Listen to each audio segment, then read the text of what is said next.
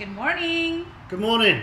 This is Fraser and Jefi, and we're going to do a quick role play of Fraser being a seller of a property, Jefi being an agent, and just a brief explanation of timelines and what happens. There's a lot more involved in it, but we just want to give you a brief explanation of maybe some of the most asked questions by a seller. So Jefi, I'm selling my property and I've decided to use you as my agent. Yep.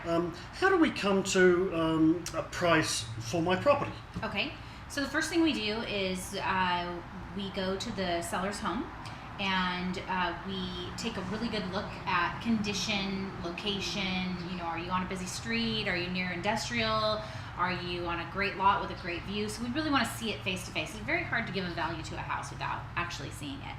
And then the next thing we want to do is we pull comparables for your property. But we don't just pull comparables from the multiple listing system, which is where homes are listed and posted through real estate agencies. We also pull through the county assessor's record. Okay. So that way we can make sure that we're taking all solds into account. We also only go out about a half a mile because that's what an appraiser does. And the last thing we want to do is really put your property in a place where you have high hopes of selling it for one number, but an appraiser comes in and tells you absolutely not, it's only worth this. If you understand that and you want to list it higher, then great. But we're kind of like the doctor of real estate, where we want to deliver the straightforward news and then we make decisions based on that straightforward news. Okay, terrific. So that's how that happens. Okay, so now we've come to a price, Okay. and I'm selling my property for $200,000. Okay. What happens next?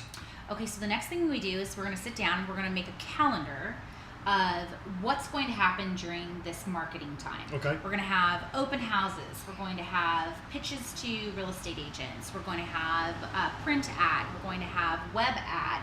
We're going to have just a multitude of different things that we do for you when we sell your property, and we want you to see from A to Z what's going to happen. Terrific. And then you can plan accordingly, because we don't want to plan an open house on the day your 4-year-old's having a birthday party. So Okay. we really keep that communication line open. I got you. So we've done our marketing. We've put it on the MLS, and now we have an offer in front of us. Okay. Do I sit down with you with that offer and then we make a decision? Tell me that process of once we get an offer from a prospective buyer. All right, good question. So an offer is really just a piece of paper. The offer has to have a backbone, and what I mean by that is, does the buyer really have the money to buy this property? Do they really have what they're saying as their down, whether it's as low as 3.5% for an FHA or as high as the buyer wants to put down? But we always check their down payment. The next thing we do is we have a discussion with the lender, because in this business it's like a trifecta. We have the listing agent, we have the seller, and we have the lender. And obviously we have the other agent too, but at this point those are our three main pieces. And if the lender drops the ball, then it drops the ball for all of us, and vice versa, you know, all around that triangle. So we want to make sure that lender is strong and does what they say. Okay. It's very, very, very important. And there's other pieces of that, and every offer really is very different. So we'll go through it with a fine-tooth comb, and then we're going to have discussions on, this could be a problem, this is great, this is what we need to look for, and then we just put that on our radar and keep that on the front of our head. So we've got the offer, we've done the research and called that lender, and we've qualified that buyer as such, and we're good with him. Yes. So we accept that offer. Correct. Now what happens? Okay, so now we go into escrow. And escrow is a non-biased third party who basically runs the transaction from, go to woe.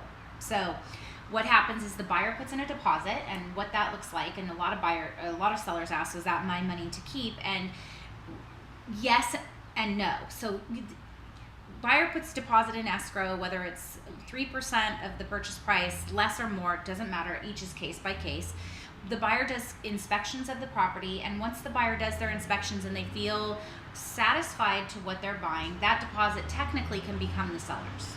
Gotcha. So escrow handles that. Escrow also handles the process of, getting the money collected from both of the banks, paying off old loans or the loan that's on the property, and also paying out the proceeds at the end of the sale. Okay. So that's our escrow time. It's really a discovery time. I'm with you.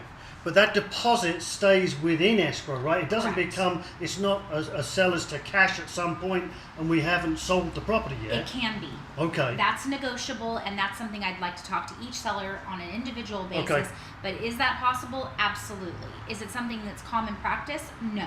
Is it something that's a good idea for a seller? Yes, if you have a shaky buyer. Okay. So we would talk about all those things. Let's talk about the appraiser for a quick minute. If I'm selling my property for $200,000 and we've accepted this offer, that's an offer for $200,000, Yeah. and everything's good, Yeah.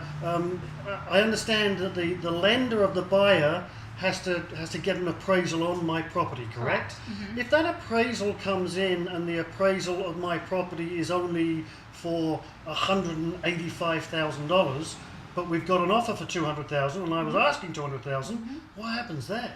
Okay, well, that's a good question. A lot of times, okay, first thing we can do is we can put together our comps for that property and submit it back to the appraiser and see if the appraiser will review their value. Okay. A reviewed value is probably 1 to 2% of the time. So That it's successful? That it's successful. Okay. Yes. Okay. The second thing we can do is the buyer can switch lenders, and if they switch lenders, then they're going to have a new appraisal of the property, and we can really hope, and usually it does happen, that the value comes in a little bit higher. And the third thing you can do is you can actually split that with buyer and seller, or buyer can bring in all that cash on their own. Okay. It's kind of another negotiating point of I'm the with you. transaction. And as of today, which is June 21st, 2013, because we have an incline in our market right now, it's a pretty dramatic incline, appraisers are valuing property low. And that is a hurdle that we're jumping right now. Right. That usually levels out. So Okay.